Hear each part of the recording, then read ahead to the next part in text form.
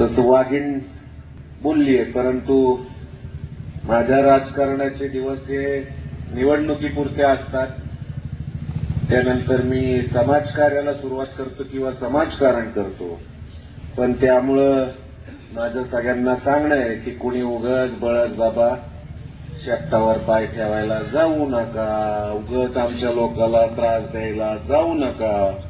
उलट पक्षी मी सर्व विरोधकांनाही आवाहन करतो की आपल्या गावाचा सर्वांगीण विकास करण्यासाठी जर तुम्हाला काही सुचवायचं असेल, काही कामं मांडायची असतील तर योग्य पद्धतीने मांडा. उगं काहीतरी स्टंटबाजी करायला जाऊ नका. वाघीण तर बरसलीच आहे, पण प्रीती भाजपा म्हणजे फक्त संयम नाहीये. वेळ आली तर परफेक्ट नियोजन आणि करेक्ट कार्यक्रम हे भाजपचं सूत्र आहे.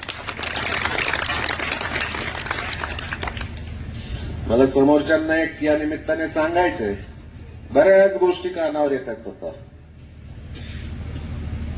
कुठंतरी यांचे आंडू पांडू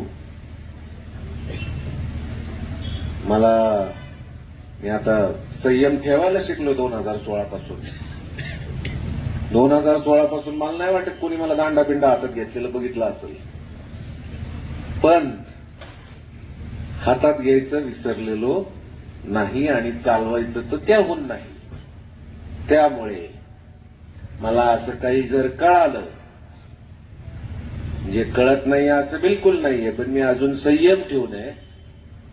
आत्ता ज्या काही निवडणुका झाल्या या गेल्या 2-4 दिवसांमध्ये सगळ्यांना सांगतो, लक्षात ठेवा, नीट ऐका.